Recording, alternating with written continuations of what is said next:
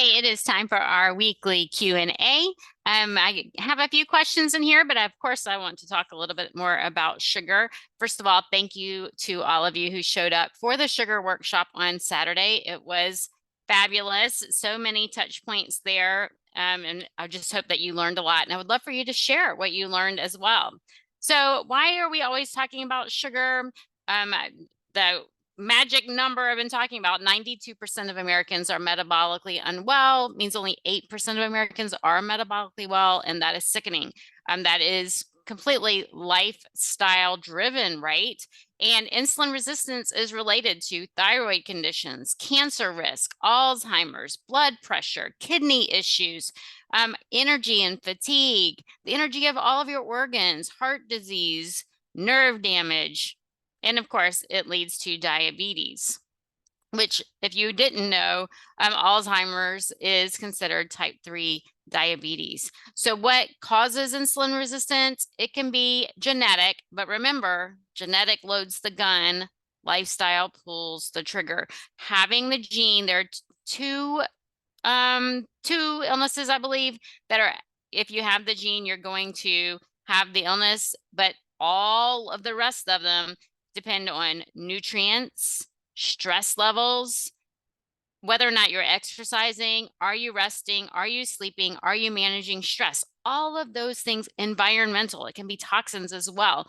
All of those determine whether or not the genes are going to kick into play there. And you cannot have the genes and still have insulin resistance, right? So symptoms of insulin resistance, a lot of it's fatigue, belly belly fat, energy dropping after you eat. You eat a meal and you just need to take a nap. Getting hangry if you take too long between your meals. Still being hungry after you eat. You cannot satisfy that hunger. Wanting to take a nap at 3 o'clock, or, oh, I have to have my tea and cookies now.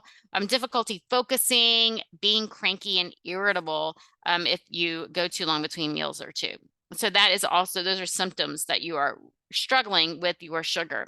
So insulin can trigger belly fat. Remember, insulin comes out to play when there's glucose in our blood. So every time you eat, whatever you eat, you break down your food into carbohydrates, and then insulin comes out to help move those into your cells.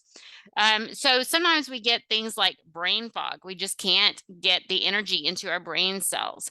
And then we get really tired if things are just not working as efficiently. So what we need to do is focusing on getting the sugar into those cells, right? So we have the energy, we're getting the sugar out of the bloodstream. We need to stop putting so much into the bloodstream. So if you are having these problems, which 92% of Americans are, number one, you want to look at your foods. If it's something with added sugars, you're having a daily Coke, and it's out. Sweet tea, out. Any sodas that have added sugars, those are out. When you buy protein bars, are there sugar in your protein bars? Look for all the hidden sugars. Flour, it could be, flour in your bread, flour in your pasta, the muffins, the cakes, pastries, even gluten-free. It may not be wheat flour, but it's rice flour, tapioca flour.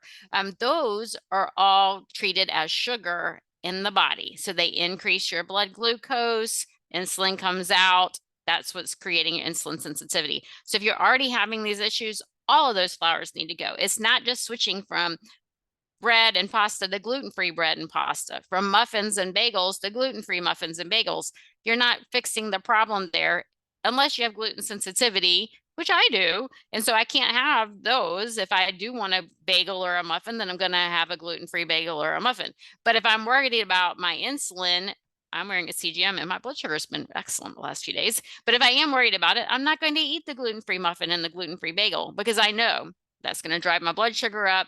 That's going to lead to insulin resistance. So for me, I do enjoy those on occasion, but very rarely. I do like to make my own bagels and muffins out of nuts and seeds, because I know those are not going to drive my blood sugar up. And I use things like monk fruit, which is not going to drive my blood sugar up, instead of sweeteners. When I use dates, my blood sugar goes up. Some people can use dates and it doesn't. We also need to reduce inflammation. So many people don't realize if your knee is hurting, your shoulder is hurting, you have aches and pains, those are signs of inflammation.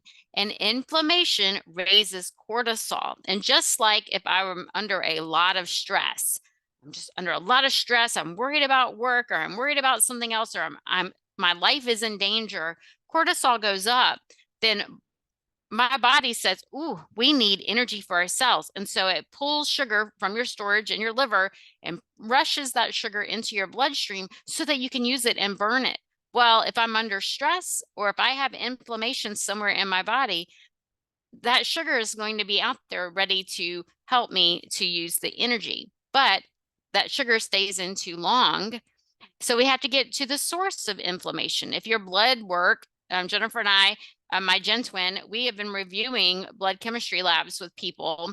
We will be doing it again at the end of the year with genetics. So if you know somebody in your family or yourself, 23andMe is usually half off around Christmas. And so we will be looking at genes and comparing it with blood results. And so save your labs, and then around Christmas, you can gift someone some 23andMe. I know I had my kids, my whole family do 23andMe, so we could look at their genes and look at what things would help them to be healthy. Well, that's something you can do too.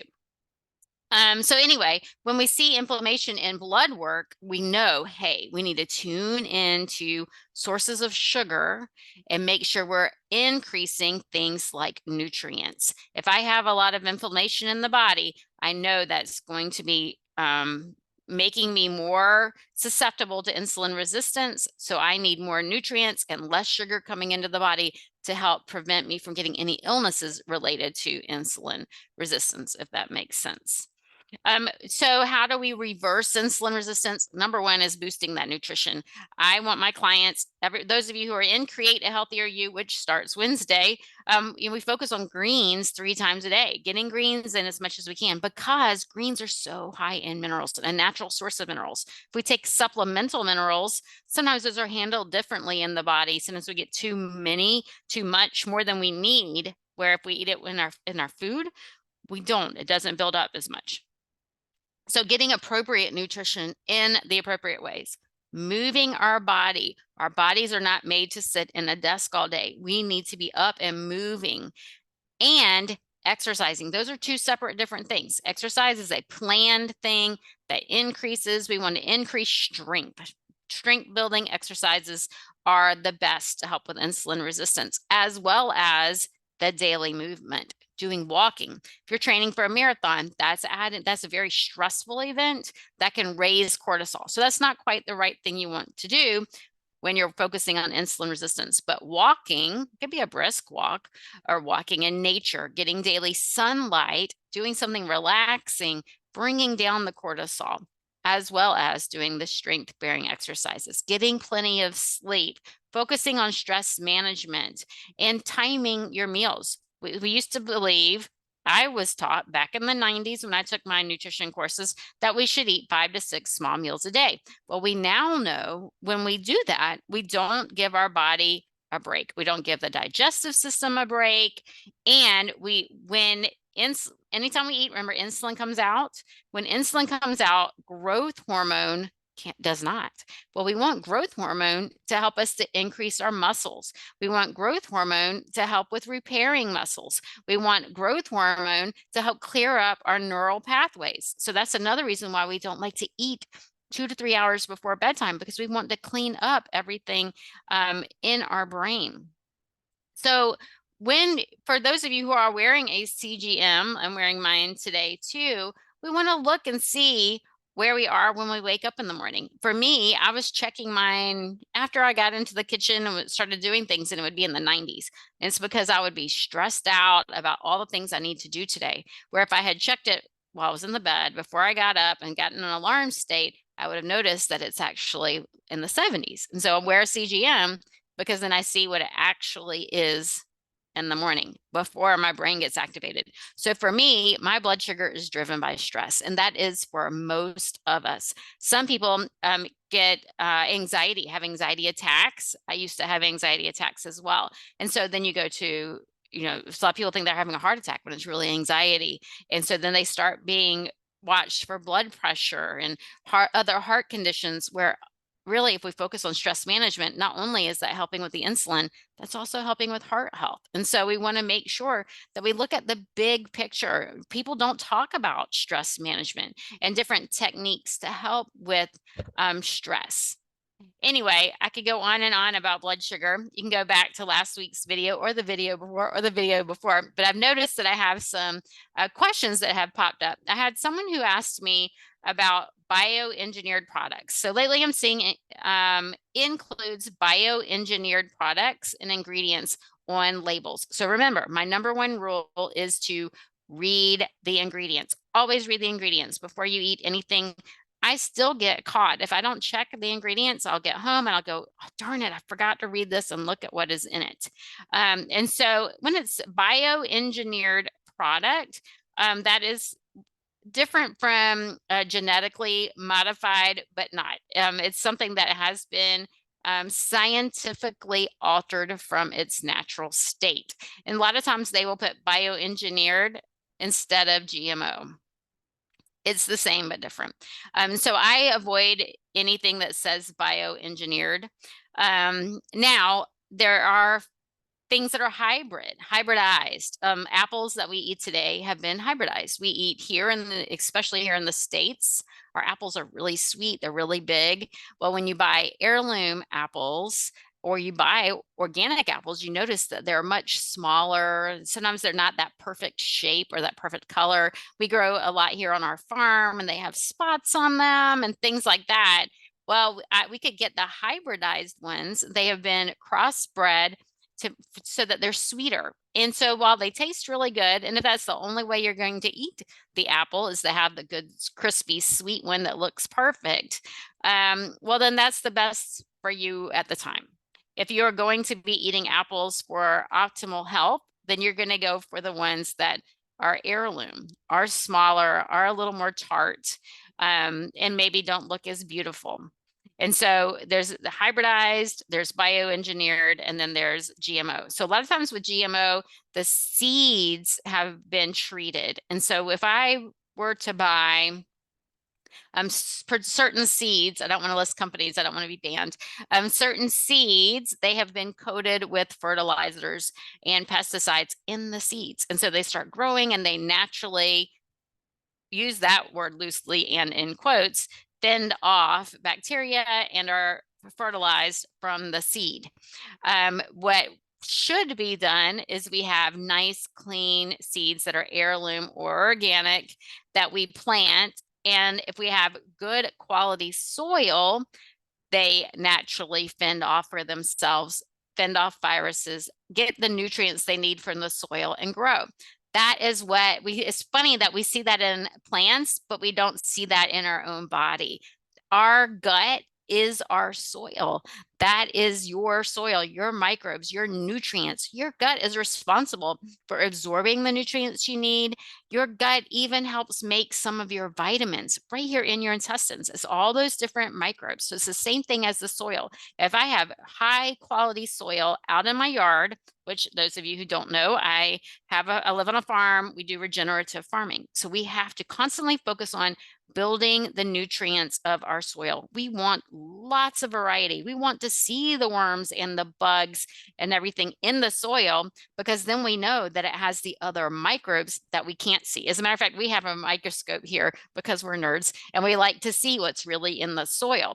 If we have the good microbes in the soil, and we plant our seeds, then we're not going to get the weeds. We're not going to get the insects. The plant's going to grow tall and strong and healthy and naturally defend itself. And it gives off chemicals to protect itself. Then I eat those chemicals, which is why I don't like to peel my organic produce either, because it has all those chemicals and the peel mostly is where it is. So, and the same thing happens in our body. If I could take supplements.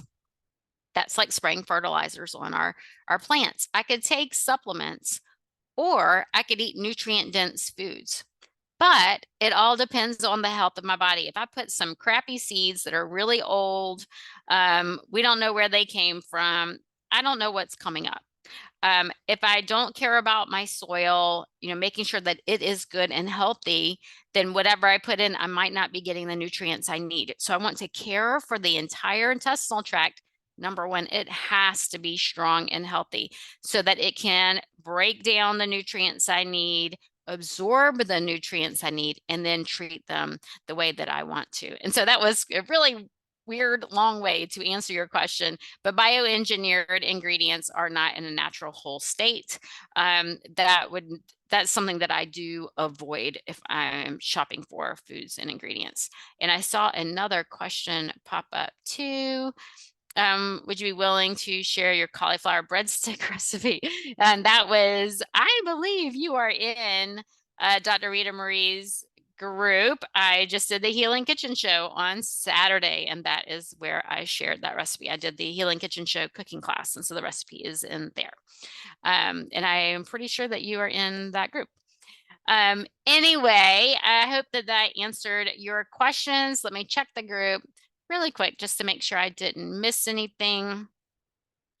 I love talking about blood sugar. I love helping people with blood sugar and everything related. And so I don't think I mentioned fatty liver. So fatty liver is huge when it comes to insulin resistance.